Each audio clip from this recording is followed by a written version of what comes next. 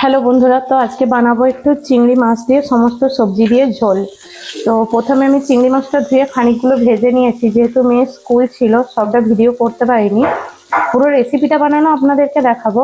প্রথমে চিংড়ি মাছগুলো আমি অর্ধেক ভেজে নিয়েছি, বাকি চিংড়ি মাছগুলো আমি ভেজে নিলাম।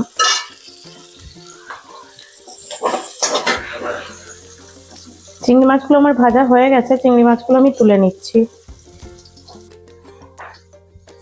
এর মধ্যে দিয়ে দিলাম সামান্য পরিমাণ তেল। মাছটা ভাজার কারণে আমি প্রথমে খুব অল্প করেই তেল দিয়েছিলাম।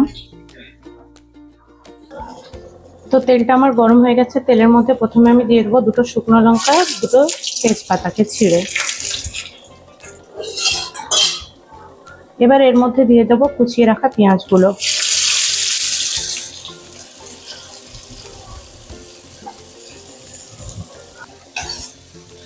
পেঁয়াজগুলো আমি খুব হালকা ব্রাউন করে ভেজে নেব, খুব বেশি করিয়ে ফেলবো না। তো পেঁয়াজটা আমার ভাজা হয়ে গেছে, এবার এর মধ্যে দিয়ে দেবো আমি 4-5 কোয়া রসুন ছাড়িয়ে রেখেছিলাম, সেই রসুনটাকে আমি ভালোভাবে ছিঁচে নিয়েছি। সেই ছেঁচা রসুনটা আমি দিয়ে দেবো।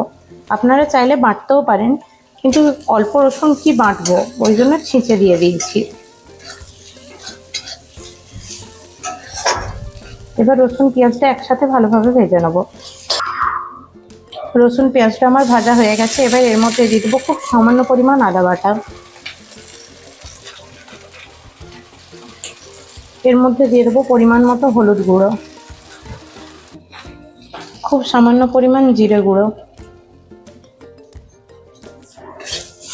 আমি মশলাটা ভাজার সময় সামান্য পরিমাণ জল দিয়ে দিই, আমার মনে হয় না হলে মশলাটা ভালোভাবে ভাজা যায় না, ওই জন্য মশলার মধ্যে একটু জল দিয়ে মশলাটা ভালোভাবে ভেজে নেব। মশলাটা আমার ভাজা হয়ে গেছে, মশলার থেকে তেল ছেড়ে দিয়েছে, আপনারা দেখতে পাচ্ছেন।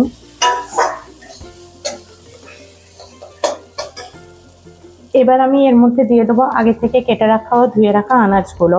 এর মধ্যে আছে টমেটো, বেগুন, লাউ ডাঁটা, বরবটি, গাজর, পটল, আলু, মূলো, অল্প সামান্য পরিমাণ কচু। এবার আনাজটার সাথে মশলাটা ভালোভাবে মাখিয়ে পরিমাণ মতো লবণ দিয়ে এটাকে আমি কষে নেব। বুঝতেই পারছেন একটা ভরপুর প্রোটিনযুক্ত রান্না। এর মধ্যে খুব বেশি মশলাও নেই, আপনারা দেখতে পেয়েছেন কতটা পরিমাণ তেল দিয়েছি, পেঁয়াজ রসুন দিয়েছি, আদা দিয়েছি, খুব সামান্য পরিমাণ। এখনকার দিনের বাচ্চারা এই সকল খাবার খেতে চায় না, তবে আমার বাড়িতে আমার ছেলে বা মেয়ে এই ঝোলটা খেতে খুব পছন্দ করে, বিশেষ করে যেহেতু ওর চিংড়ি মাছটা খুব পছন্দ, ওই জন্য এই ঝোলটা খেতে খুব ভালোবাসে। কিন্তু আজকে ওকে আমি রেডি করে দিতে পারিনি, আমার দেরি হয়ে গেছে, তো স্কুল থেকে এসে খাবে। এর মধ্যে দিয়ে দেবো পরিমাণ মতো লবণ। কার্তিক পুজোর ভিডিও আমি আপনাদের সাথে শেয়ার করেছি, আপনারা হয়তো ভাববেন যে প্যাকেট থেকে নুন দিচ্ছি, কিন্তু বিষয়টা সেটা নয়। তখনকার অনেকগুলো মশলা রয়ে গেছে, সেই মশলাগুলো সংগ্রী হয়ে গেছে। এরপর সংগ্রী মশলাগুলো আমি কোথায় রাখবো, ওই জন্য প্যাকেটের মধ্যে রেখে ওগুলো রান্না সেরে ফেলছি। যেহেতু আমি আনাজগুলোর মধ্যে লবণ দিয়েছি, আনাজ থেকে জল ছাড়বে, তো জলটা ছাড়ুক।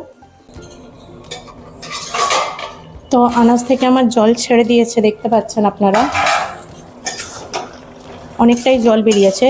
আনাজগুলোও ভালোভাবে কষা হয়ে গেছে।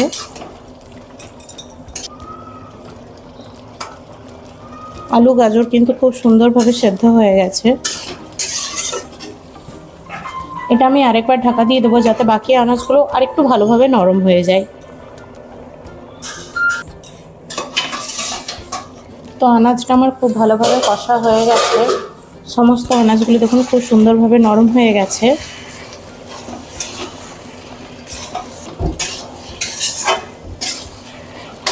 এবার এর মধ্যে আমি দিয়ে দেবো ভেজে রাখা চিংড়িগুলো।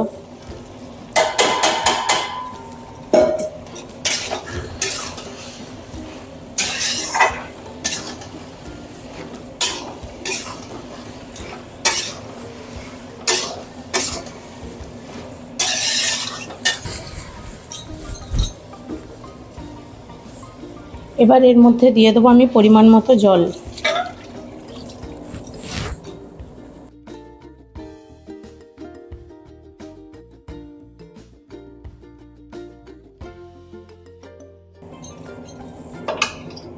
যেহেতু চিংড়ি মাছের ঝোল হবে, আমি এটা জলটা একটু বেশিই দিয়েছি, কারণ এটা একটু ফুটে ফুটে মরে যাবে, তারপর ঝোলটা সমান হয়ে যাবে।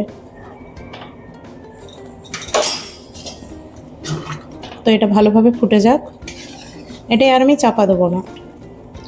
যেহেতু আমার সমস্ত আনাজগুলো ভালোভাবে সেদ্ধ হয়ে গেছে, তাই এটা আর ঢাকা দেওয়ার প্রয়োজন নেই। ঝোলটা আমার ফুটে এসছে, এটা আরও ভালোভাবে ফুটে যাক।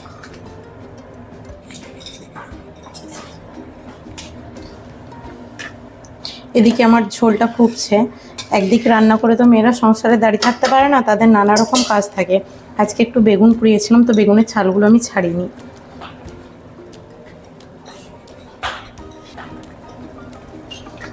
বেগুনগুলো আমার সব ছাড়ানো হয়ে গেছে, এবার ঝোলটার দিকে দেখার পালা।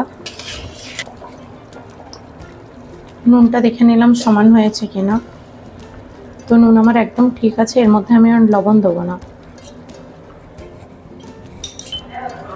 তো ঝোলটা আমার ভালোভাবে ফুটে গেছে, আমি আগে মেয়ের জন্য তুলে নিই।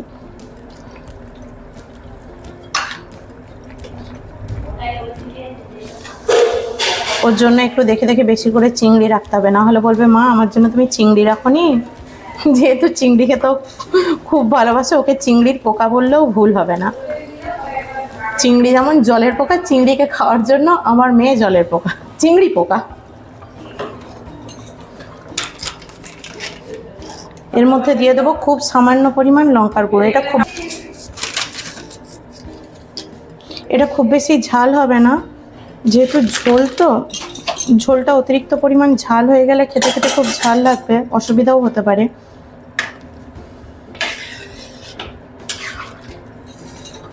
এটাই লঙ্কা দিয়েছি, এবার এটা একটু ফুটে গেলে আমি নামিয়ে নেব।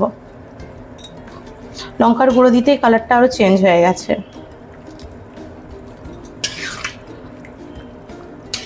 তো এটা ভালোভাবে ফুটে যাক।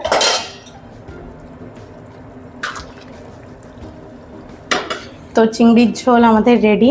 এবার এটা গরম ভাতের সাথে পরিবেশন করে খাওয়া হবে। এইভাবে বানাবেন, দেখবেন চিংড়ির ঝোলটা খেতে খারাপ হয় না, খেতে খুব সুস্বাদু লাগে। আর এটা সম্পূর্ণ একটা প্রোটিনযুক্ত খাবার, এর মধ্যে অতিরিক্ত কোনো তেল মশলা নেই, আপনারা সেটা দেখেছেন। তো আপনাদের সাথে দেখা হচ্ছে আবার নেক্সট ব্লগে।